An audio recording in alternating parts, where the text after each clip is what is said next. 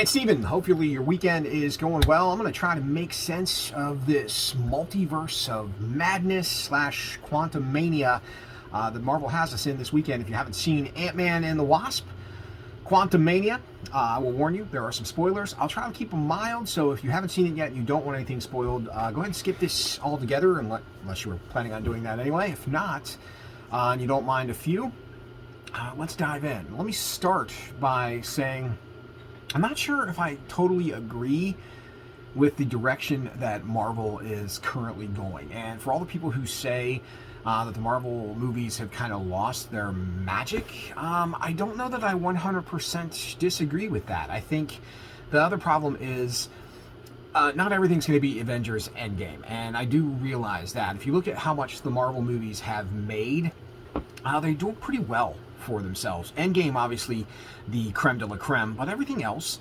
even for all the crap that Doctor Strange and the Multiverse of Madness got last year, it still came in at number 9 on the list of all the Marvel movies, so it's not doing bad. Same thing with Thor: Love and Thunder, which was probably one of my worst favorite Marvel movies. Now, at the bottom of the heap, you've got Eternals, and rightfully so. Like, Eternals just didn't click with me. When they went that direction, I didn't care. It's a comic book line that I was never into. I didn't know anything about the characters. When they transferred to the big screen, and even when some of them were dying, I was like, I'm not invested. And I think that was weird because I didn't know anything about the Guardians of the Galaxy, but the way those films were connecting when Guardians happened, I was all in. And I loved Pratt and the guys and the team, and I'm looking forward to their next adventure coming up here in a couple of months. But it kind of went down a path that I'm not sure is kind of perfect for everyone. And I say that meaning, for me, I've had to do my homework to be a good geek. My comic book knowledge kind of stems from when I was a really little kid. I dug Spider-Man, Superman, the Hulk, and a cartoony version of Batman. In the 90s, when I was a 90s kid, X-Men and Batman the Animated Series were my jam. So I like the darker stuff in the 90s. So I knew of all these characters as far as by name and who they were, but not necessarily a ton of stuff about them. And Marvel went down a road that I think kind of, Phase 4 is essentially resetting the table after the Avengers. Everything Marvel does is phases. Iron Man, obviously the first movies were Phase 1.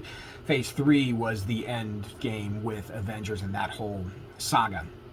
Now, Avengers more than stuck the landing, but it's hard to recapture that. And you're resetting the tables with characters that I'm not sure everybody is into or has the same magic for. In fact, I think the Doctor Strange movie went well because he was a bit familiar, and you went, I like Doctor Strange. Especially Infinity War and Endgame made people like Doctor Strange a little more. So you had that. Shang-Chi wasn't bad. I'll give him a pass for Wakanda Forever because when Chadwick Boseman passed, they had to go in a different direction. The pandemic also caused some of the stuff to be delayed and go in a different order or direction. So there have not... Phase 4 hasn't been without its challenges, but it'll be interesting to see now that Big Bad Bob is back. Bob Iger, he's the returning CEO of Disney. Will that change a bit? Because Disney Plus has been kind of a vehicle too, but I don't think everybody necessarily watches all the shows on Disney Plus. For example, Miss Marvel wasn't my thing. I watched 2 episodes, done. Loved Moon Knight, but Moon Knight doesn't really connect to the bigger story. Hawkeye and Falcon and the Winter Soldier were more wrapping up characters after Endgame. I loved Spider-Man No Way Home with all the original Spider-Man back. But again, that doesn't necessarily set the table going forward. It's more of an epilogue for what had come already. So Marvel went in a different direction, and you got a little cosmic in the end with Guardians and with Endgame and Infinity War and Thor to some extent. But I think too much cosmic and too sci-fi-ish kind of turns off the non-traditional audience. Your comic book nerds are going to go anywhere because we like that stuff, and then we'll get pissed off if you didn't do it right. But you got us. The casual moviegoer, you get too sci-fi, you might lose them. And all the Avengers in the first part of the Marvel movies were pretty Earth-based for the majority of them all. And I think you forgave some of the sci-fi with Guardians and Infinity War and Thor and whatnot. This time around, they're throwing sci-fi totally in your face, whether it's space altogether or the quantum realm, for example. But we'll get to the quantum realm in a second. For me, if I were Marvel, instead of going the Kang route, I probably would have went Doctor Doom, and I say that because Doom has never been done right as far as movies go. and he deserves to be done right. He's one of the most ruthless villains in the Marvel Cinematic Universe, the Marvel Universe in general. And if you're looking at down the road interacting with the Fantastic Four and the X-Men and things like that, Doom interacts with everybody. So he would have been the perfect overall big bad. That being said, I understand people going, oh, X-Men hasn't come out soon enough, because they need to let the bad taste that Fox left in everybody's mouth go away so you can do the X-Men right. I liked some of the X-Men movies. All of them pissed me off for one reason or the other, because you never truly saw the first incarnation of the X-Men. Fox was just notorious for taking characters that didn't belong in places and throwing them in for the sake of throwing them in and doing with them whatever they pleased. See Wolverine Origins and how they messed up Deadpool for that example. But nonetheless, this isn't about Fox. This is about where we're going with Marvel and Ant-Man and the Wasp Quantumania as we get into spoilers. This is all going to set up the Kang Dynasty. What is the Kang Dynasty? Who the hell is Kang? Well, if you watched Loki, then you know He Who Remains, and Kang is a variant of He Who Remains. Now, in the comic books, Kang is Nathaniel Richards. He is a descendant of Reed Richards from the Fantastic Four. Does that mean it's going to be that case this time around? You never know where they're going, but that's who he is. He's a dude that got bored and learned all about time travel, and with his suit and his technology goes back in time, and by doing so has created variances of himself. Now in Loki, there was this thing called the sacred timeline that started breaking off, and because there are different branches of timelines, now you get this big multiverse war. Follow me through here. They touched on this a little bit in Endgame when Dr. Banner was trying to take the stone, the danger of splitting time versus and everything that was going on there. So time travel is in the Marvel Universe now, whether you want to or not. The multiverse is out there, and basically Kang variants are just different versions of those characters. He makes a point in the Avengers of saying, I've beaten the Avengers 100 times before, because he's probably beat up all the other variants of the Avengers. Now, the one good thing that I think Marvel did do by introducing the multiverse and time travel and whatnot is, if you want Captain America back, if you want Black Widow or Tony Stark back, who died in Endgame, spoiler, you can now bring variants of them back into that. The fun of that also is you don't tarnish the storyline you had with Endgame and how they all ended on the perfect note, and you can kind of play around with some character flaws in different directions, because it's the same character, but not the same character, if you see where I'm going there. What Quantumania does is it gets really sci-fi. It's kind of a Star Wars version of the Marvel Universe, and I don't know if that's necessarily bad, but I don't know if it's going to be everybody's cup of tea. Now, Scott and Hank and Hope introduced the multiverse, the quantum realm, way back in the first Ant-Man. That's where the original Wasp gets lost, because she shrinks so small, she shrinks into the multiverse. That picks up in the beginning of the movie. She'd been there for a little while, but she meets the version of Kang we see in the movie, and at the time doesn't know what he's really all about yet. It took her obviously a while to get out of the multiverse, or out of the quantum realm, excuse me. You also see them shrink through the quantum realm where time does differently. So time is an issue in this because Kang controls it, and his variants decided that let's get him someplace where time doesn't matter. So they banish him to the quantum realm, which time doesn't work the same there. In the Endgame, Scott says he was gone for 5 hours, whereas 5 years passed up here. So time works a little bit differently there. So if he's banished, he has no control of time. Now, you would think if he's this smart, he'd have found his own way out, but I like to call that the Gilligan's Island theory. The professor on Gilligan's Island could make a radio out of 2 coconuts and some vine, but couldn't figure out a way to make a boat. So the smartest people in the world don't always pass all those tests, especially when it comes to entertainment.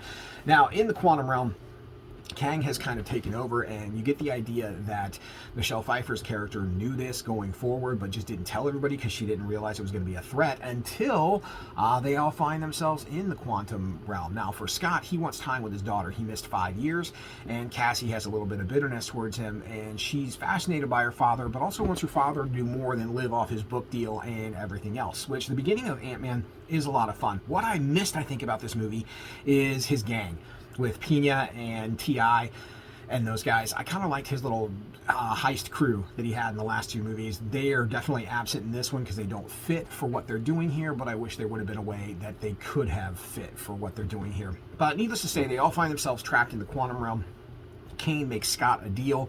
If he finds this engine part so he can escape, he'll give Scott more time with his daughter and whatnot. Nobody trusts Kane. It is what it is. But you get some decent cameos along the way. Bill Murray's character is actually a character from the comic book that I'm not familiar with. I had to do some research. And you've seen the people that they interact down there. Those are technically what's called the Micronauts, which was a comic and toy line of the 70s. But Marvel doesn't have the rights to them. Hasbro does. So they're just surface or quantum dwellers here. But they are legitimate characters from that series, just upgraded a little bit for this. The other thing that works is you get to see Jonathan Majors as Kang, and he's pretty cool. Like, he's so, like, calm in demeanor, but badass at the same time. He's got no real power, but he is definitely a Thanos-level villain because of his knowledge of controlling time and whatnot. So to see where they go with him next will be kind of interesting. Love seeing Michelle Pfeiffer get an upgraded role, and Michael Douglas as well. You can tell they're kind of having fun with this. And the dynamic between the leads was great.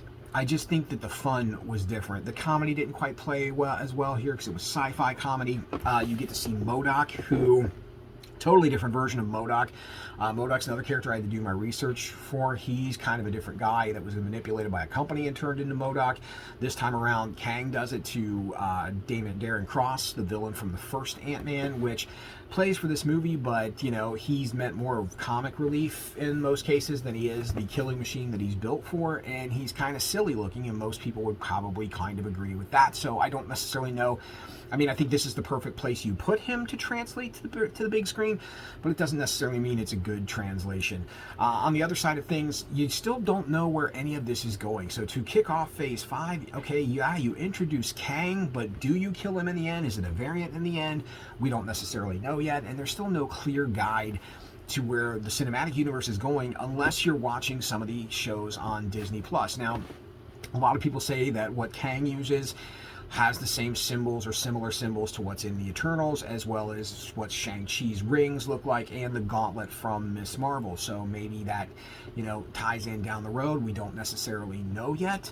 Did he survive the end of the movie? We don't necessarily know yet. One of the post-credit scenes is a direct tie into Loki Season 2, which Loki's some great TV. If you haven't checked out Loki Season 1, please do. That's a direct tie into that. The first cutscene is the Council of Kangs, which is essentially all the variants and different versions of Kang from around the universes collected by a council ruled by the 4 most powerful versions of Kang. And that panel is strictly directly out of the comic book, which was kind of cool to see. But we'll see how he comes back. They're leading up towards Secret War, which is where all the heroes fought on this planet, and they had to battle for the survival of the human race, or blah, blah, blah, blah, blah, whatnot. It's just, again, you're going very cosmic with these, and I'm not sure that that's the best direction, but hey, in Feige, we'll trust. So, critics might not have liked this, but it's still on pace to make $120 million this weekend, which isn't too shabby as far as an Ant-Man story goes. Again, do I think that Marvel is not feeling quite as special? Yeah, I think they're still feeling an Avengers Endgame hangover, but they are still entertaining and worth seeing on the big screen. I'm curious to see how they film this, because to me, the one thing I didn't like and what didn't work for me was the whole quantum realm. It was busy to look at. It was a lot of CGI, and it was a lot of being hard to follow and whatnot. And I don't know if they filmed this where they filmed The Mandalorian and Obi-Wan. Disney created this essentially soundstage full of flat screens that you can basically digitally recreate any world on. And for the actors, it means they don't have to stand in front of green screens all day. And for us, you can kind of create this really cool world. So maybe they did that with the quantum realm. I don't know. There's definitely some unanswered questions about how things worked in this movie, but for the most part, I won't grade it as harshly as everybody else. I think it's definitely maybe a C+, a little bit. I won't say it's terrible, because like I wasn't feeling about it the way I felt about Thor, Love and Thunder or the Eternals. I liked it more than I do both of them, but I don't think it holds up to the other 2 Ant-Man movies, in just my opinion. It certainly doesn't hold up to the Winter Soldiers and Endgames of the world, but I don't think it's necessarily supposed to. So I guess in Feige we trust, and we see where it goes next. And again, don't let me or any other critic influence your decision. We're just paid to talk about it. So draw your own conclusions, see it for yourself, and figure out whether you liked it or disliked it. In any case, it's still a Marvel movie. It still should be seen on the big screen. So get yourself some popcorn, give up 2 hours or so of your life, and forget about it for a while and just be entertained. And remember, if you do that, down in front.